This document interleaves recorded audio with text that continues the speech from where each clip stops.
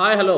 Welcome to our channel. This is Balakrishna. ఇటీవల మనం చూస్తే యూట్యూబ్ ఛానెల్స్ ఇబ్బడిముబ్బడిగా పెరిగిపోయాయి. అందులో రకరకాల కంటెంట్, వల్గారిటీ ఎక్కువగా ఉంటుంది. రకరకాల అసభ్యకరమైన అన్‌పార్లమెంటరీ లాంగ్వేజ్ వాడడం, అది పిల్లలు చూసి వాళ్ళు నేర్చుకోవటం, వాళ్ళు వాటిని యథాలాపంగా వాడడం. ఇవన్నీ కూడా ఒక రకమైన ఒక డర్టీ కల్చర్‌ని ప్రమోట్ చేస్తున్నారు కొంతమంది యూట్యూబ్ ఛానెల్స్ యజమానులు గాని, యూట్యూబ్ ఛానెల్ నిర్వాహకులు గాని. మిడిమిడి జ్ఞానంతో వాళ్ళకి ఏం చేయాలో తెలియక, ఏం చేస్తే వైరల్‌గా మారతాము, సో ఏం చేస్తే యూట్యూబ్ నుంచి డబ్బులొస్తాయి, కంటెంట్ వైరల్ చేయాలి. ఈ క్రమంలో తాజాగా ఒక యూట్యూబర్‌ని పోలీసులు అరెస్ట్ చేశారు. కారణం ఏంటనంటే, అతను చిన్న వయసు పిల్లల్ని ఎవరైతే 9, 10 తరగతులు అంటే మైనర్ పిల్లల్ని ఇంటర్వ్యూ చేస్తూ వాళ్ళని లవ్ మ్యారేజ్ చేసుకొని ఇంట్లో నుంచి వెళ్ళిపోయిన వాళ్ళని తీసుకొచ్చి చేయటము. వాళ్ళతో కొంచెం ఇంటర్వ్యూ వల్గారిటీ రావటం, రకరకాల ప్రశ్నలు వేయకూడని ప్రశ్నలు కూడా వేయటం. వాళ్ళు కూడా అదే రకంగా సమాధానం చెప్పడం. ఇవన్నీ కూడా సోషల్ మీడియా చూసి కొందరు రిపోర్ట్ చేయడంతో పోలీసులు దీన్ని తీవ్రంగా పరిగణించి ఆ వ్యక్తిని అరెస్ట్ చేశారు.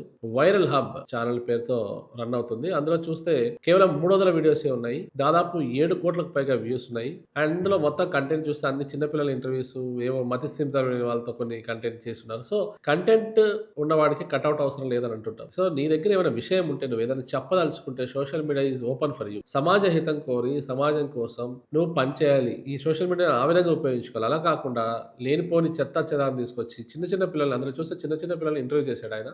మరి ఏ ఉద్దేశ్యంతో ఆయన చదువు ఏముంది, ఆయన సంస్కారం ఏముందో తెలీదు. ఆయన ఎటువంటి కల్చర్ నుంచి బయటకొచ్చాడో తెలీదు. చివరికి కటకటాలు పాలయ్యాడు. అతని మీద ఫోక్సో రకరకాల కేసులు పెట్టి పోలీసులు అతన్ని అరెస్ట్ చేసి ఇవాళ కటకటాలు లెక్క పెడుతున్నారు. So, YouTubers and content creators తస్మాత్ జాగ్రత్త. లేనిపోని కంటెంట్స్, చెత్త, ఊకదంపుడు ఉపన్యాసాలు, మీకు తోచింది, మీకున్న మిడిమిడి జ్ఞానాన్ని డంప్ చేయకండి. ఇప్పుడు చాలా సీరియస్‌గా మారుతుంది. సోషల్ మీడియా పట్ల రకరకాల కంప్లెయింట్స్ వెల్లువెత్తుతున్నాయి.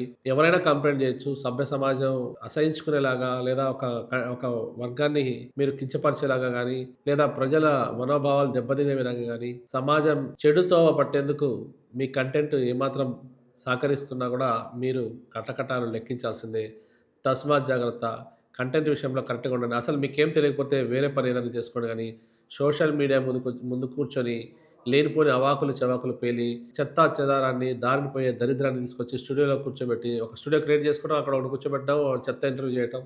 సో, ఎందుకివన్నీ? వేరే పని ఏదైనా చేసుకోవచ్చు చక్కగా. సో, వీళ్ళ వల్ల ఏమనంటే కొన్ని సీనియర్ జర్నలిస్ట్‌లు నిర్వహిస్తున్న ఛానెల్స్‌ని గూడా తక్కువగా చేసి చూడటం, వాళ్ళని గూడా తప్పుడుగా భావించడం జరుగుతుంది.